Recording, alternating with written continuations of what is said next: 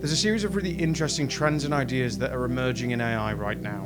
And as we start to enter the end of summer, I think it's an excellent opportunity to summarize them today. AI companies are going to have to start paying to read websites. Investors are starting to trade computing power just like they might with oil. We're now seeing major brands launch websites just for agents. And companies with just 20 employees are now worth more than those with 2,000. None of these things were happening even 3, 6, or 12 months ago. Each story may seem isolated, but when you put them together, they point towards something bigger. The basic assumptions about how our digital economy works are now being challenged. In today's episode, we're going to discuss the biggest ideas and trends that are happening in the world of AI in the summer of 2025. My name's Jack Horton, and this is In the Loop. I hope you enjoy the show.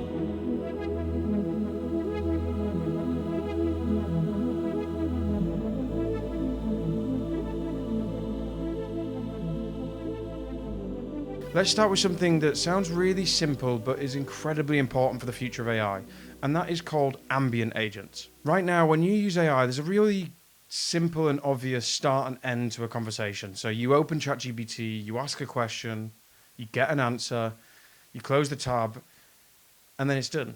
But that's changing really, really fast. Now, obviously, this idea that agents do many, many things for you isn't new. But this idea of an ambient agent is becoming extremely popular. Now, really funny story before I kind of explain what ambient agents are. As you're building in the cutting edge of AI, and this happens quite a lot, and it's happened to us a number of times, you build something, you are trying to think of what this thing is going to be in the world because it's so new, and then you realize, almost like the advent of fire spreading around the world independently, that a number of other people are starting to cotton onto this thing at the exact same time. We were actually going to be dubbing this the meta agents. Then suddenly I find a paper or an article or a thing that's, I guess, announcing this new idea in the world that's really, really new. And in this case, it's been ambient agents. And the reason it's called ambient agents is because it works continuously in the background for you. So it can monitor information, it can take actions, or just provide you with recommendations on what to do next, without you having to think about it being there. Now, to really understand why this shift matters, we need to understand what they actually are and why they're different than the type of AI tools we use today. Because obviously traditional AI works on that request-response cycle. You make a request, gives you a response, and then it's over. Ambient agents are a little bit different. They're an event-driven system, which basically means that they monitor different data streams, and they will then take an action, whether that's take an action in a separate system or come to you and give you a recommendation based on the data it has. So if I give you an example about exactly what we were building at Mindset, our customers have massive websites and technology platforms with hundreds and hundreds of thousands of users. And let's say they build a AI learning agent or a search agent or a agent for their website to recommend things to their users. Often, the importance of getting the configuration right and the tools and actions it can take right take a lot of work. Now, we were launching meta agents, which are essentially a set of agents that monitor all other agents on the platform to manage their performance, understand when things, let's say the configuration or set of tools they have access to needs to tweak or change. And this all works by basically those meta agents having access to a, let's call it a data pool, this big lake of data that it's collecting. And we set those agents up to specifically monitor certain things that are happening. So we might tell it to take note of user behavior or the question compared to the agent configuration and the agent's purpose. So by telling it what to monitor in that data set, it can then take an action as a result. Now, this is a massive difference. It may seem quite simple, but it's like having let's say, an assistant who just will sit at their desk and waiting for you to come to them versus one that is checking your emails, your calendar, figuring out what projects you've got coming up and potential patterns or maybe problems that they foresee, and then making recommendations to you. Harrison Chase, the founder of LangChain, has been one of the really big advocates of this shift, and his argument's incredibly compelling, which is to say that the world has to move away from these chat-based agents that require humans to come to them really quickly. Because in his own words, there could be thousands, hundreds, or even millions of agents running in the background all at the same time, monitoring really important piece of information for people. And the technical architecture behind all of this is really interesting. Because they're event-driven, You can subscribe them to a set of, let's say, data streams such as your emails. Maybe it could be people visiting your website. It could be user behavior. Literally anything you can imagine that provides you access to data. It could even be a physical device in the world like a car. And these agents, of course, can monitor all of this information across all these digital spaces, which is both dark and really interesting. The agent then must be able to store all that information to its long-term memory, which we call context. This, for mindset, is a set of variables. So you just tell it what to remember and it will remember it. And as a result, agents can remember not just what data it has access to, but all the data that it's previously collected and it believes is important. Therefore, relating current information to ongoing projects or previous decisions, or maybe future objectives and strategies, as long as that information exists in its memory. And as I say, when a new event arrives, the agent can be configured to be told to, let's say, escalate certain things to a human under certain conditions, or just simply log the information for future reference. And that's where this ambient part becomes really important, and it's why we called it the meta agents, because they're always sitting behind the scenes, monitoring all that important information to make recommendations or take actions when necessary. And this is why Landgraph's CEO even said that this idea of human in the loop is going to have to change, and we really agree with that, because otherwise you're just going to have agents pinging you for requests all of the time. So actually what we need is an agent inbox. So this agent management dashboard where you can see all the things your AI agents are working on and all the tasks they've accomplished, so you can review their decisions, you can provide input really quickly.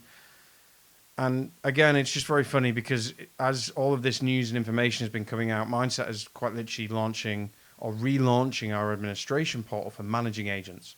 And we're calling it the Agent Management Studio, where you'll be able to see every single agent that you have live, all the information that's coming to it, all the interactions it's been having, and basically keeping tags on an entire team of agents that you've deployed in the real world. And some of the real world use cases here are really interesting. Think about identifying, let's say, learners that are struggling to learn, or people that are becoming disengaged, or angry customers, or people that maybe are unwell. This year, a massive financial services company launched a compliance auditor agent that is quite literally scanning and monitoring all transactions and internal communications for potential policy breaches. And it can flag any suspicious behavior and automatically draft incident reports. Now, from a technologist's point of view, I'm incredibly excited about this, and it has the potential to really shift the way we work and the way that work truly gets done.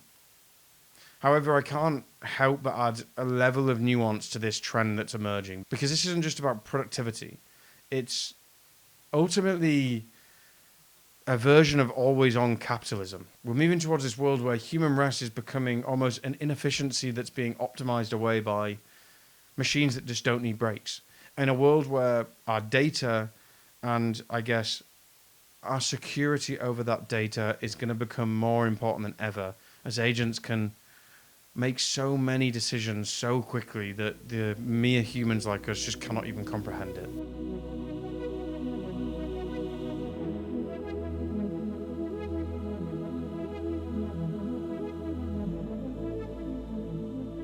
Anyway, let's move on to trend number 2, and that's pay-per-crawl. For 25 years, the internet has operated on a very simple deal. Content is completely free to access for everyone, and everybody benefits from this open exchange as a result. Search engines crawl websites, people then search and click through and read articles and websites, and the whole system works because of that flow of traffic. And AI has completely broken, or at least shall I say, starting to break the system. And the reason is because AI can scrape millions of web pages for training data and providing answers, but they don't send users back to the original sources. So instead of clicking through to read a full answer, people get their answer from AI and then that's it. And this results in websites losing massive traffic while massive AI companies can profit from all of their content. And the reason this is so important is because if nobody is creating any new content because they're not being paid, then what will AI be trained on?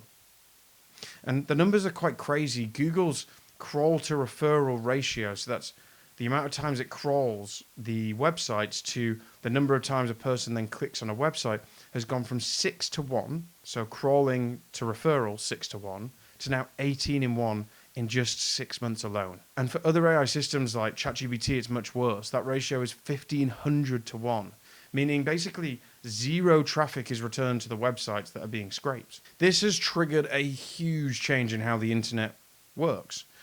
And as a result, in July 2025, Cloudflare, so for those that don't recognize that name, it's the Are You Human tick box, has launched a pey-per-crawl. So that's a system that lets a website owner charge an AI crawler for access to their content. So instead of this traditional choice between saying allowing or blocking crawlers, publishers can now set a price per request. So when an AI might try to access their content, their website can then say, nope, that's going to cost you this amount of money and therefore charge accordingly. A lot of publishers have obviously signed on. We've seen Reddit start to sue Anthropic for scraping all of their data. And I guess the message is incredibly clear right now in the internet world, which is pay or get blocked. Now, there are many critics that argue that this will create, I guess, a very dangerous precedent. For example, TechRadar actually published a very detailed and a really good analysis which broke down and explained how pey-per-crawl will only realistically benefit maybe the top 1,000 websites in the world who has that much traffic, whilst those small sites basically get nothing. What's worse is that only a handful of companies will ever be able to afford those data licenses, the Googles, Microsoft, and OpenAIs of the world. So that means startups or any small organization is immediately locked out. And what this ultimately represents is, I guess, the collapse of the foundational promise of free access to information on the internet. And we're watching this, I guess, transformation of shared knowledge into private property. And now this makes me incredibly sad, but I understand and respect why it's happening. Now, there are optimistic paths forward. You know, if we can create, I guess, a Spotify for data type of subscription service where developers just pay for access to this vast licensed content, ensuring the creators get compensated whilst maintaining that broad access to information for users and also for models. I have no idea what the future looks like, but what I'm pretty certain about is that the web of today is going to look very different to the web of tomorrow.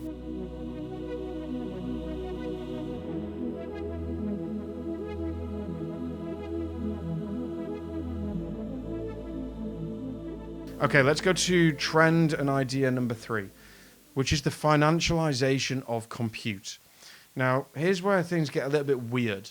Wall Street has actually discovered that the computer chips powering all this AI is so valuable that they're starting to treat it like gold or oil or any other commodity that they can trade and speculate on. Let me explain what this actually means. You know how investors can buy, say, oil futures, so trying to predict the price, which is actually betting on the price of what oil will cost, say, 2, 3, or 9 months from now. Well, they're now doing that with computing power and AI chips. People are literally trading contracts for GPU time like they are for gold and oil. You've got startups that are now launching the Bloomberg for CPU pricing, which is basically a website which monitors stock prices for all the different type of computer chips. And another company called GAIB has started issuing tokens that basically represent claims on revenue from specific GPU clusters. So that's like a factory of GPUs running in the background. So you can literally own a piece of a data center's earnings like you might own a share in a factory. So you're betting on the utilization or total usage of a data center and all the computer chips, which is basically betting on how successful tech companies and AI companies are going to be. What this really shows is that compute power is now joining housing, healthcare, water, and education as something that you can't just buy, you have to compete with Wall Street investors for. When people start trading for something as a speculative investment, it means that they're buying it not because they need it, but because they think the price might go up, just like in housing and oil. And just like in those places, you get bubbles that burst and can completely damage and destroy an entire economy. Because this isn't just an investment anymore, it's an infrastructure that is basically keeping most of the world running. Without this, most technology systems break down. On the one hand, this could cause a real problem because there's a concentration of power in only a handful of companies like Nvidia that control most of the market. Whereas on the other hand, many people would argue that having this financialization of computing power might make it more accessible and actually more competitive. To me, it's just a sign that really our economic system has become, I guess, so effective at extracting profit from literally every single thing. It is now trying to extract profit from computational power that hasn't yet been used by a tech company.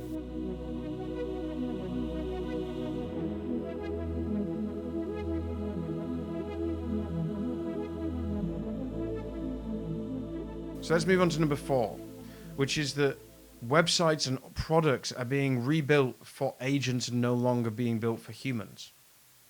And you could call this the agent experience, or AX for short, just like UX. And it's a big change in how people build technology. For decades, the progression has been really clear. First, people designed for technical users, for moving wires around and using ones and zeros for the early day computers. Then it was focused on user experience and Apple bringing technology to the masses. Over time, that experience has even been optimized for developers with APIs. And now we're adding this new dimension, which is designing for AI. What this really shows us is that in an AI-powered world, human leverage can be amplified to an unprecedented degree, but that amplification just isn't distributed equally.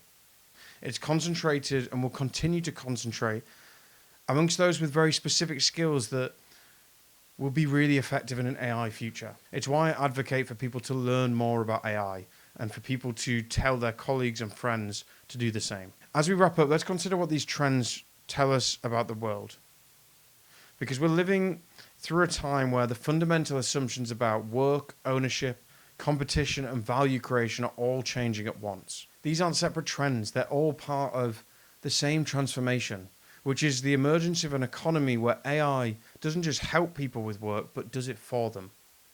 The optimistic view is that we're building the foundation for an incredible future filled with prosperity and potential. It's an incredibly exciting time, and is why every single one of us must be learning more about AI.